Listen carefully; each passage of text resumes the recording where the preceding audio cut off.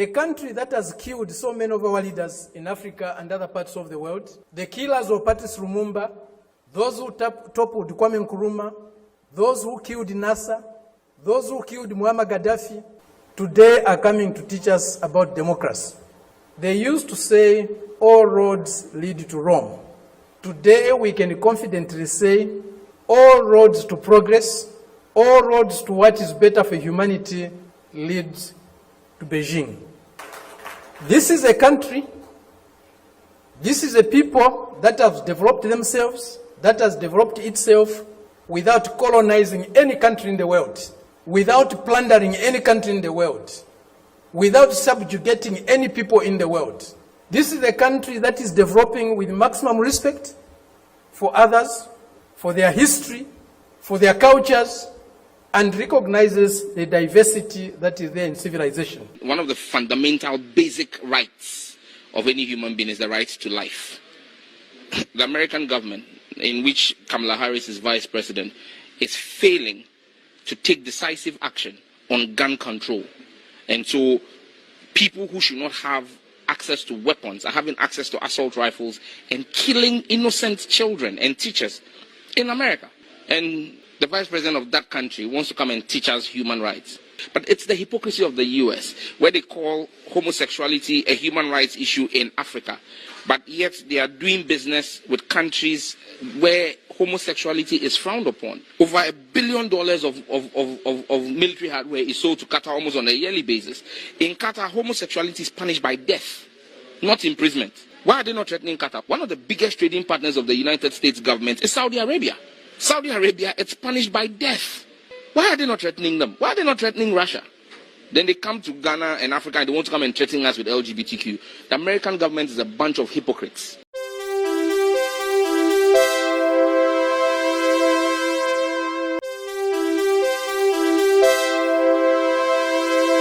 This is getting extraordinary.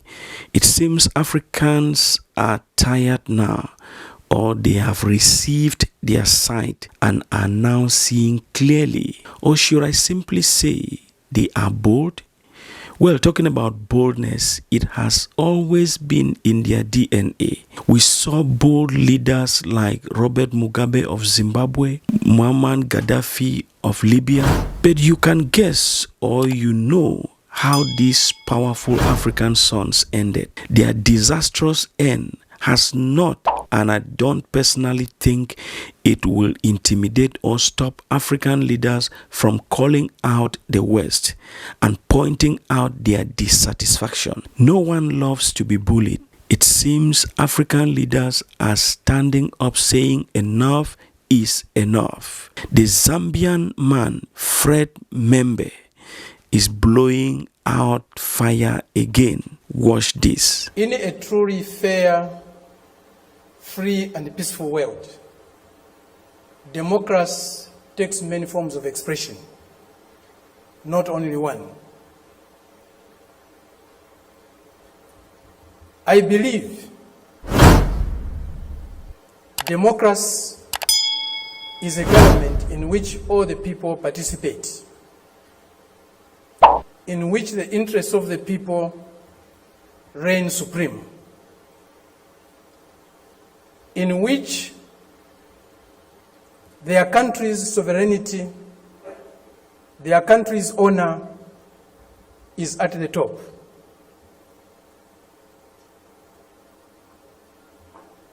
It seems this month is a month of democracy discourse in the world.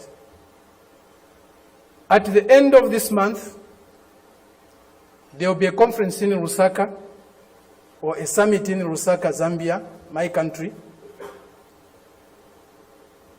led by the United States.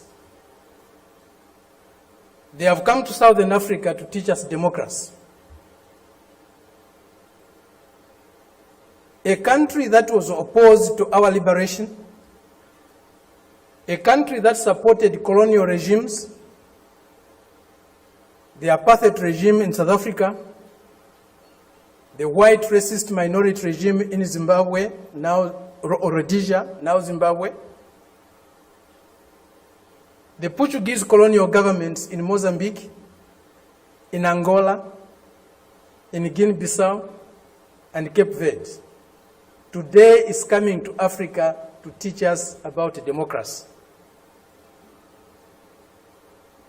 A country that has toppled so many governments in Africa, that has led so many coups in Africa and other parts of the world,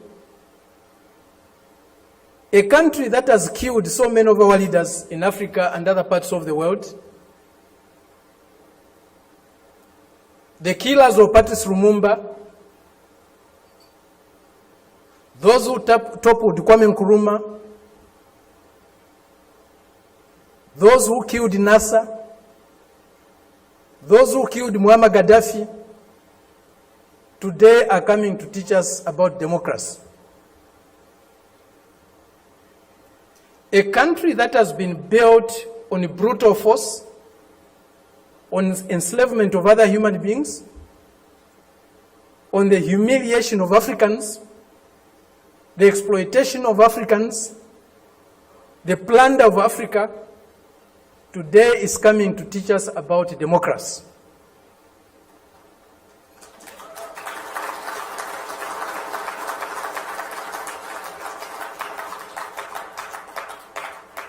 That's the arrogance, the imperialist arrogance, the racist arrogance that we are subjected to. We cannot have democracy where there is hegemony of the strongest, mightiest imperialist power. We cannot have democracy where a country's resources, a country's decisions are dictated to by another country. A country that is dominated by another country cannot be democratic. A country that lacks sovereignty cannot be democratic. A people that cannot decide for themselves cannot be democratic. A colony, a neo-colony cannot be democratic. That's why today, even at the United Nations, membership is on the basis of sovereignty. Only sovereign nations can be members of the United Nations, because only sovereign nations can decide for themselves.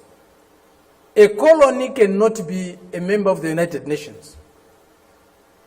It's not by accident. It's not a mistake. If you have no respect for the dignity of others, if you have no respect for the sovereignty of other countries, you cannot claim to be a champion of democracy. They used to say, all roads lead to Rome.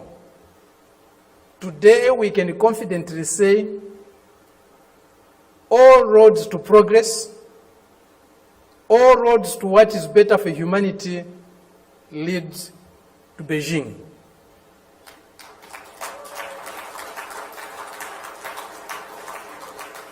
This is a country, this is a people that have developed themselves, that has developed itself without colonizing any country in the world, without plundering any country in the world, without subjugating any people in the world. This is a country that is developing with maximum respect for others, for their history, for their cultures, and recognizes the diversity that is there in civilization.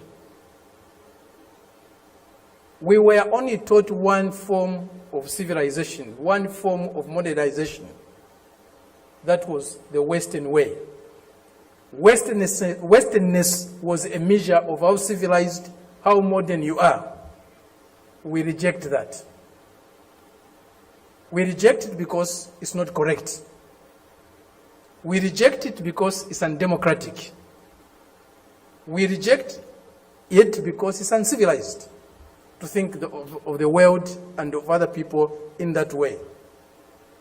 Today they cannot accept the fact that China has caught up with them. China is about to surpass them in many areas of human endeavor. The imperialist arrogance is inhibiting them from accepting that reality. The racist arrogance is inhibiting them from accepting that reality. But the world is changing. The changes we are witnessing today,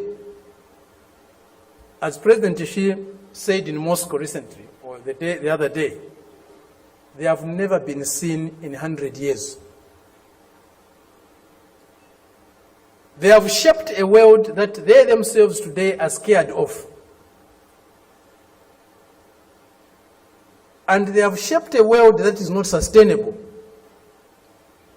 Democracy, human development is not sustainable on the basis of plunder, on the basis of enslavement, on the basis of humiliating other people every day. That is a system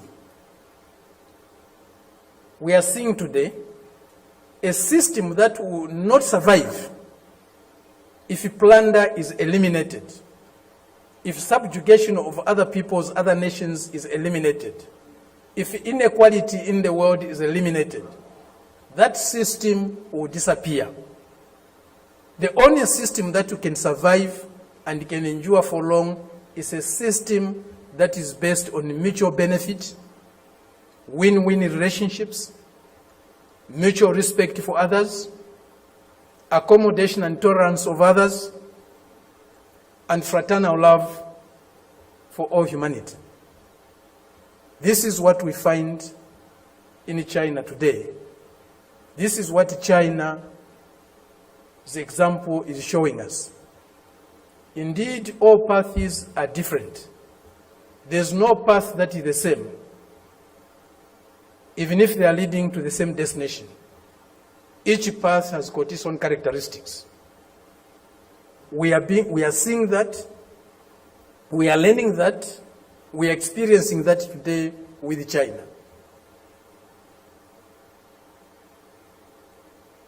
There are many things that need to be done to get the world that we want.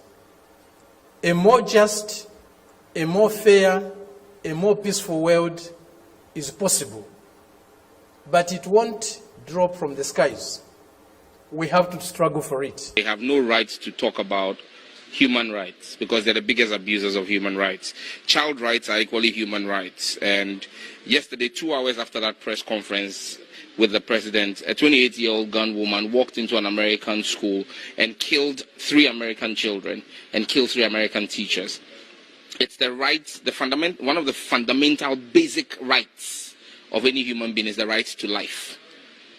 The American government, in which Kamala Harris is vice president, is failing to take decisive action on gun control. And so people who should not have access to weapons are having access to assault rifles and killing innocent children and teachers in America. And the vice president of that country wants to come and teach us human rights. I mean, the irony of it. She's a person of color. But for being vice president, what happened to George Floyd could easily have happened to her, or any of the several people who have been killed in America by errant white policemen, which has led to the Black Lives Matter issue. If people have to demonstrate to let the American government know that Black Lives Matter, they need help from us. I've stated on record that myself and my colleagues are very willing to engage the American government and the U.S. Congress to help them shape laws that will clamp down on gun violence, because they really have need for it. But it's the hypocrisy of the US, where they call homosexuality a human rights issue in Africa, but yet they are doing business with countries where homosexuality is frowned upon. Over $1 billion of military hardware is sold to Qatar almost on a yearly basis. In Qatar, homosexuality is punished by death, not imprisonment. Why are they not threatening Qatar? One of the biggest trading partners of the United States government is Saudi Arabia. Saudi Arabia, it's punished by death. Why are they not threatening them? Why are they not threatening Russia? Then they come to Ghana and Africa and they want to come and threaten us with LGBTQ. The American government is a bunch of hypocrites. If they really want to flex their muscle, they should go and flex their muscle on Russia, India, China, Russia, Saudi Arabia, Bahrain, Qatar, the places where they are selling weapons.